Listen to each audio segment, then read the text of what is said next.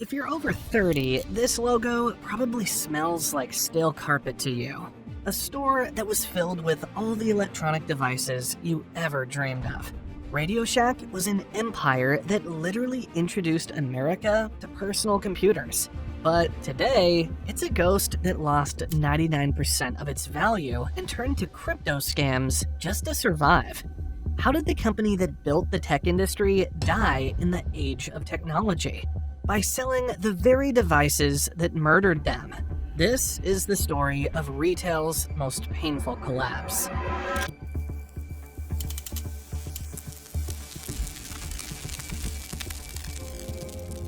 The company began long before the digital age, way back in 1921, when two London-born brothers, Theodore and Milton Deutschman, opened a small shop in downtown Boston. They wanted to cater to the brand new amateur radio, or ham radio obsession sweeping the nation. They called their store RadioShack, after a term used for the small wooden structure on a ship that housed the radio equipment. For decades, they were a solid niche mail-order business. They published catalogs and sold parts to enthusiasts who loved to tinker. But by the early 1960s, the Deutschmans had expanded too recklessly. In 1962, they had 9 stores and managed a respectable $14 million a year, around $150 million today. But that wasn't making them a profit. Instead, they lost more than $4.5 million and faced $7 million in debt. They were essentially bankrupt. Enter Charles Tandy. Tandy was a Texas businessman with a vision that seemed crazy at the time. In 1963, he bought the failing chain for just $5,000, the equivalent of pocket change, and raised another $300,000 in working capital. Tandy didn't want a niche hobby store. He wanted efficiency, speed, and massive profit margins. He stripped the inventory down to the high-profit items like batteries, cables, and microphones. His real genius was a system of vertical integration that was decades ahead of its time. RadioShack didn't just sell stuff, they made it. They manufactured their own brands in their own factories, including Realistic, Archer, and Optimus. This meant they weren't splitting the profits with Sony or Panasonic. When you bought a Realistic stereo, RadioShack kept almost every penny. The strategy worked beautifully. The small, cluttered stores popped up in every strip mall in America. They weren't fancy, they had a shag carpet and pegboards, but they were incredibly profitable.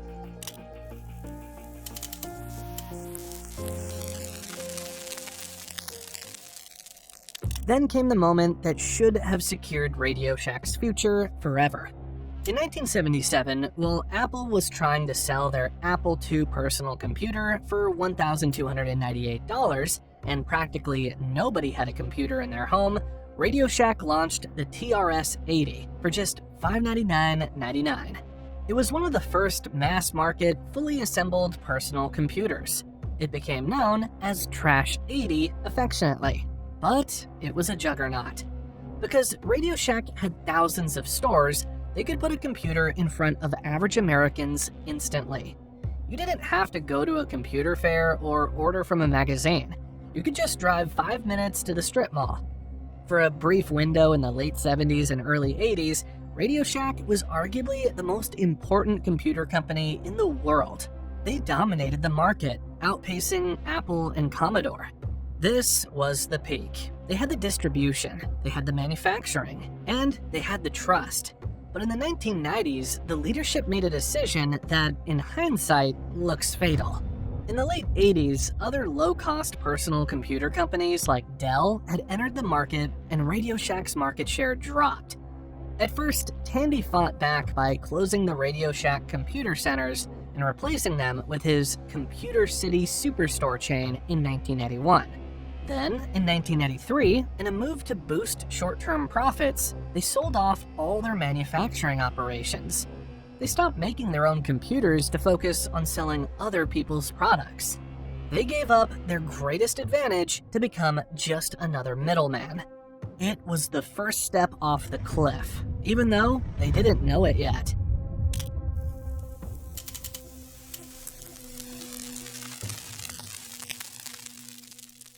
As the new millennium hit, RadioShack needed a new identity.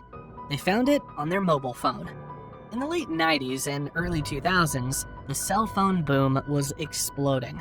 Everyone needed a Nokia brick or a Motorola Razr, and RadioShack positioned itself as the place to get them. They signed aggressive deals with Sprint, Verizon, and AT&T to act as a third-party seller. On paper, this looked brilliant. The wireless carriers paid RadioShack huge commissions for every subscriber they signed up. For a few years, the stock price soared, hitting nearly $118 a share in late 1999 and staying strong through the mid-2000s. But there was a hidden poison in this strategy. By focusing entirely on mobile phones, RadioShack neglected everything else. They stopped being the DIY store for makers and hobbyists, the people who actually loved the brand. The aisles of resistors, capacitors, and soldering irons shrank, replaced by walls of cell phones and generic accessories. Then, the technology they were selling turned on them.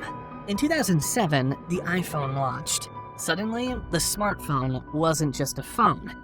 It was a camera, a GPS, a voice recorder, a calculator, and a portable music player. And that's what RadioShack used to sell. Cameras, GPS units, voice recorders, calculators, and MP3 players. The smartphone killed all those product categories instantly.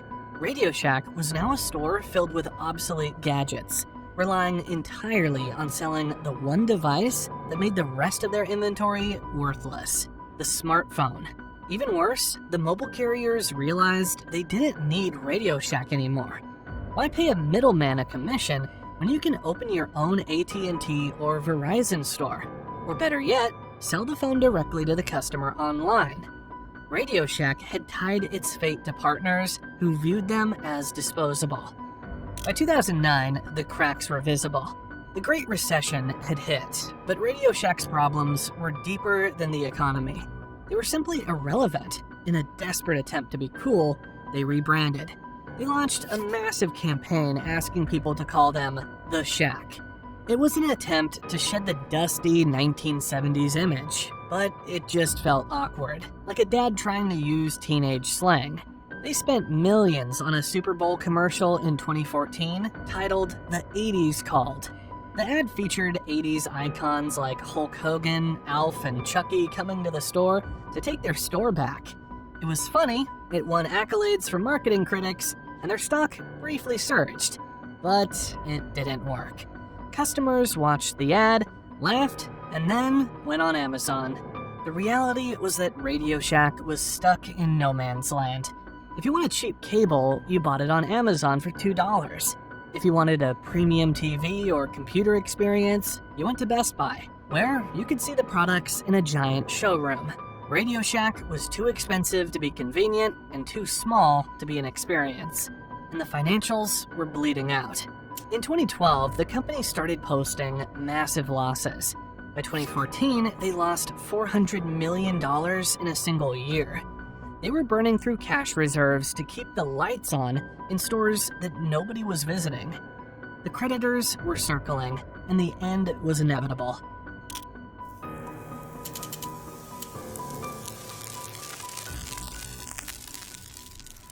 The end of the original RadioShack came in February 2015. The math simply didn't work anymore. After 94 years, the company filed for Chapter 11 bankruptcy. At the time of the filing, they listed $1.2 billion in assets, but a staggering $1.38 billion in debt. But the brand didn't die completely. Not yet. A hedge fund called Standard General stepped in. They had a plan that sounded decent on paper, but was a nightmare in execution. They paid $26.2 million for the name, and after some opposition, the data of 67 million customers having bought thousands of the stores a few months prior, running around 1,740 of them as Sprint store-within-a-store outlets.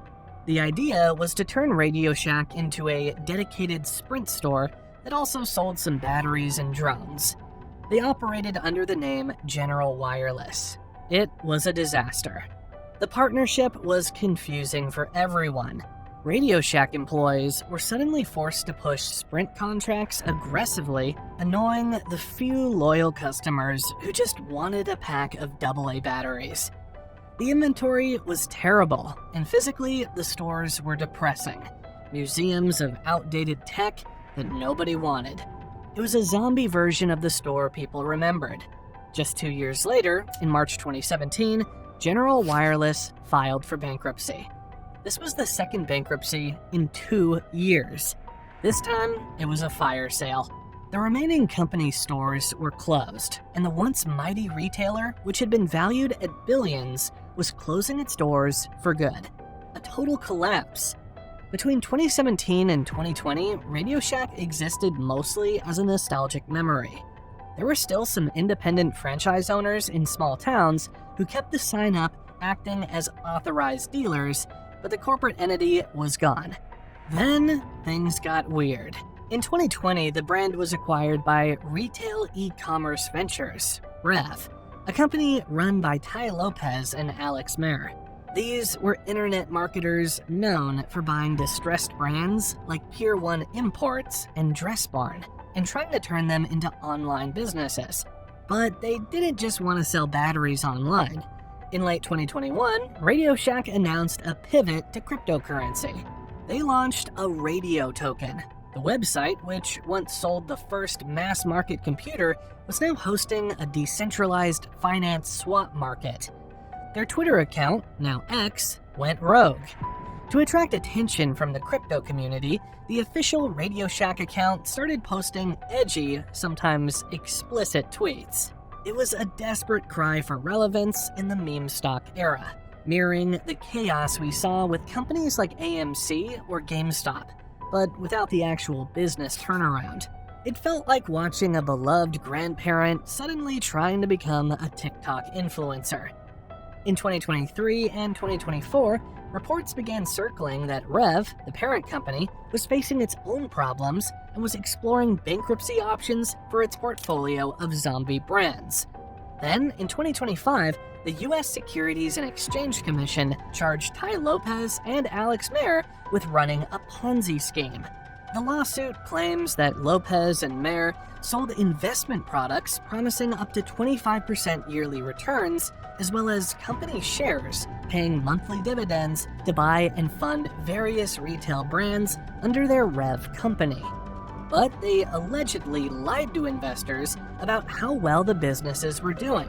Even worse, they're accused of shuffling at least $5.9 million between different companies, despite promising not to, and paying back some investors using other investors' money, while pocketing about $16.1 million for themselves. As a result, RadioShack is a fractured shell. This video is just one of our many deep dives into why even giants have fallen.